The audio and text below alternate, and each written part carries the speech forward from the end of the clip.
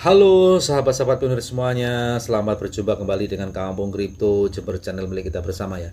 Hari ini seperti biasa kita membahas tentang perkembangan network yang setiap hari bisa kita bahas. Dan semoga hari ini kita selalu diberikan kesehatan dan berkahan di dalam mengikuti proyek network ini menuju jaringan utama dimulai rekan-rekan. Amin.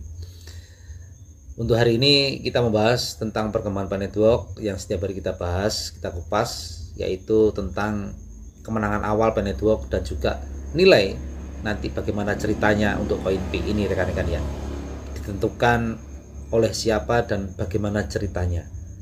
Langsung kita bahas tentang beberapa poin yang perlu kita kupas hari ini. Ini ada 8 poin ya, saya bacakan ya karena saya tidak hafal rekan-rekan, tapi yang jelas ini adalah uraian juga campuran dari informasi yang jelas. Tujuan visi misi dari network awal adalah untuk melengkapi kekurangan Bitcoin di dalam prosesnya menuju mata uang digital dunia, rekan-rekan. Di sini kita membaca atau menganalisa bahwasanya kemenangan dari network di awal sebelum peluncuran per mainnet dan juga nilai yang akan ditetapkan atau disahkan nanti bagaimana ceritanya. Langsung kita bahas untuk yang poin pertama, rekan-rekan ya. Pi akan mencapai tujuan yang gagal dicapai oleh Bitcoin dan menjadi mata uang digital terbesar yang beredar di dunia untuk penggunaan sehari-hari.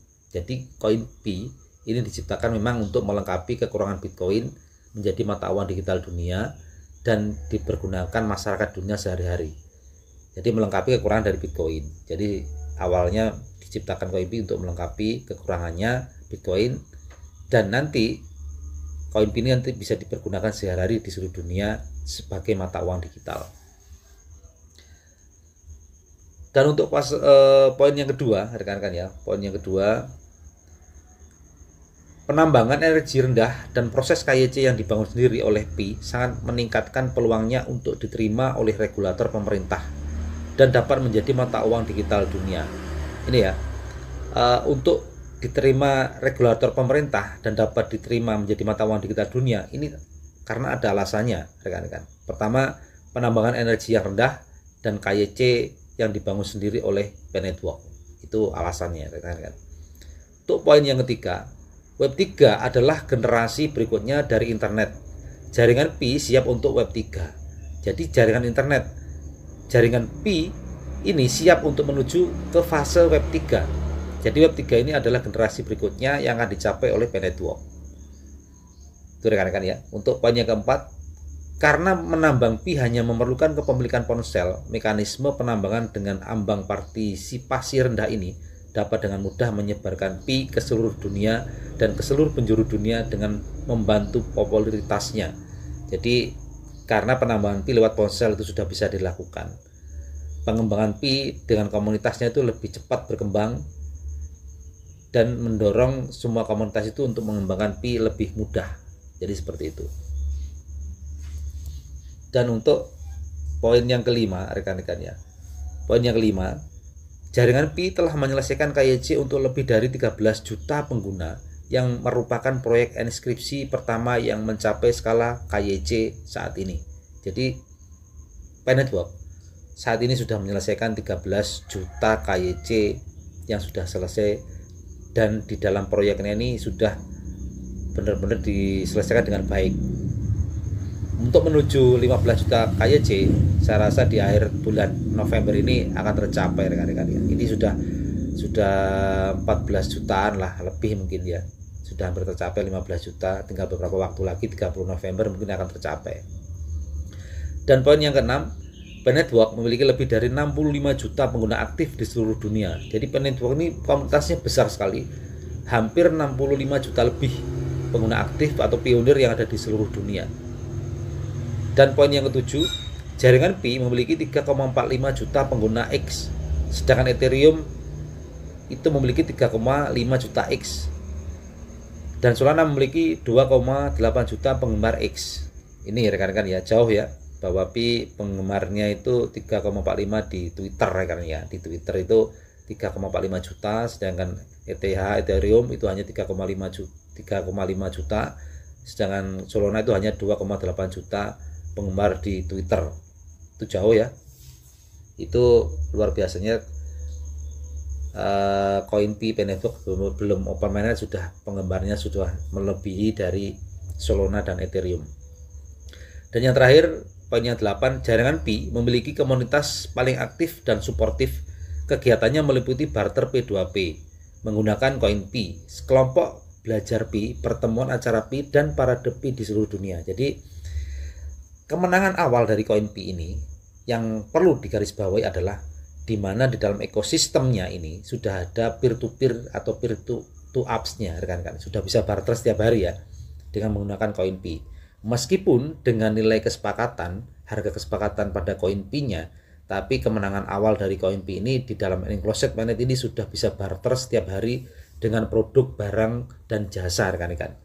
Jadi kemenangan awal dari koin Pi itu adalah bisa barter peer-to-peer, peer-to-apps setiap hari di dalam enclosed mainnet, di dalam ekosistemnya ini dengan koin Pi. Jadi koin Pi ini sudah bisa dipergunakan untuk barter setiap hari sebelum jaringan utama dimulai, meskipun di dalam enclosed mainnet atau hanya di dalam komunitas jaringan P-Network.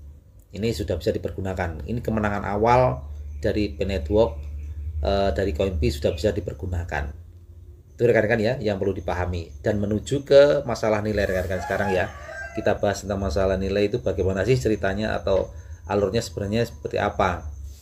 Masalah nilai itu adalah kita harus kembali kepada white paper.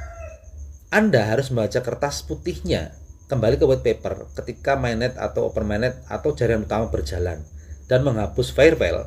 Bursa akan diizinkan untuk menempatkan Pi di bursa mereka, yang juga merupakan ukuran untuk mencantumkan nilai global. Harga dasar yang menentukan adalah nilai yang telah ditetapkan oleh ekosistem masyarakat pada saat itu. Jadi gini rekan-rekan ya, ketika jaringan utama dimulai, core team mengizinkan exchange atau bursa untuk mengadopsi Pi ke dalam bursa atau ke dalam exchange mereka dengan nilai yang sudah ditetapkan secara global. Jadi Pi bisa diadopsi di dalam exchange atau dalam bursa mereka dengan nilai global yang sudah ditetapkan, yang sudah disahkan ke dalam bursa atau ke dalam exchange mereka. Itu pun kalau diizinkan oleh core team. Kalau sama core team tidak diizinkan, berarti tidak berlaku di bursa atau di exchange yang lain, karena memang Pi ini terdesentralisasi, terpusat dengan nilai global yang sudah disahkan. Ini ya, ada dua hal ketika nanti open mainnet diluncurkan atau jaringan utama dimulai, Pi bisa diadopsi atau tidaknya tergantung dari seizin core team. Karena di dalam koin Pi itu sudah ada nilainya yang sudah disahkan, yang sudah ditentukan. Misalnya satu koin Pi seharga GCV misalkan, berarti mereka mengadopsi koin Pi ini dengan nilai seperti itu, dengan nilai yang sudah dicantumkan pada koin Pi.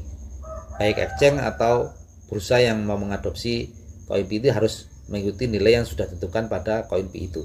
Itu pun kalau diizinkan oleh core team. Kalau tidak diizinkan berarti memang koin Pi itu terpusat, terdesentralisasi, dipergunakan sebagai alat pembayaran setiap hari, dipergunakan untuk membeli barang, produk, dan jasa setiap hari, dan tidak ada campur baur dengan rupiah, dolar, dan lain sebagainya. Pure uang Pi gitu ya. Jadi uang Pi, digital money Pi.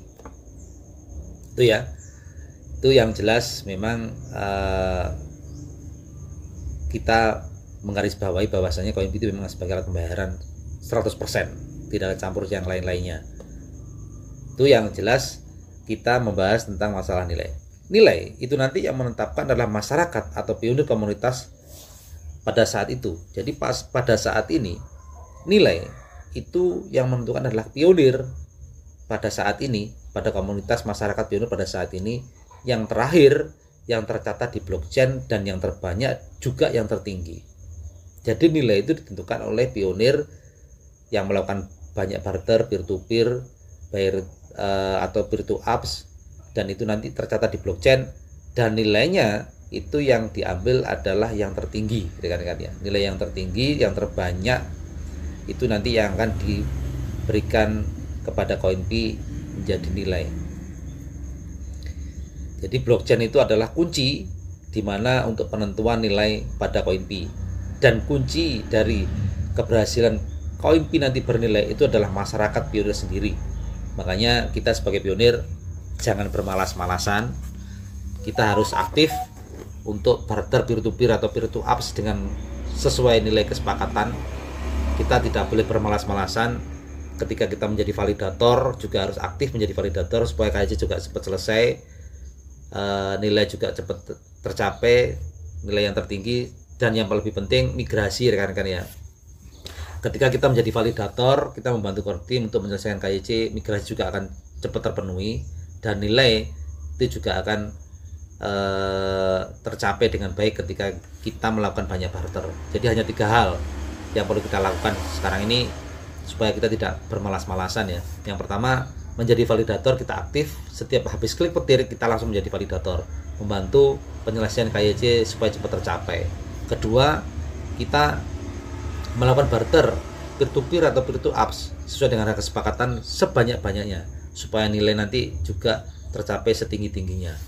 Itu ya rekan-rekan ya, ini yang perlu kita lakukan, menjadi validator, terus melakukan barter peer to peer atau peer to apps dengan kesepakatan sebanyak-banyaknya supaya nanti ini akan tercapai nilai yang tertinggi.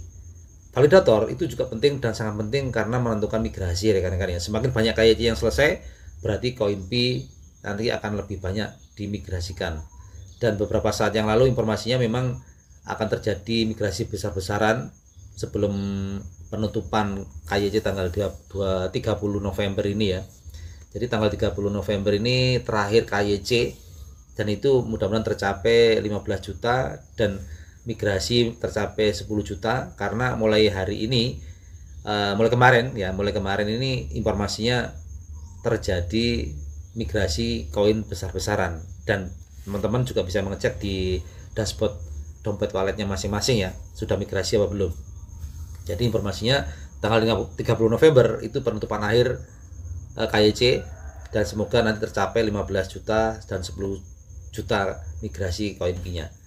Kita bantu core team menjadi validator, kita bantu core team supaya cepat memigrasikan koin P ketika KYC cepat selesai ya. Jadi kita menjadi validator untuk membantu core team mencapai KYC dan juga migrasi koin yang kita harapkan akan tercapai dengan cepat, secepatnya lah ya.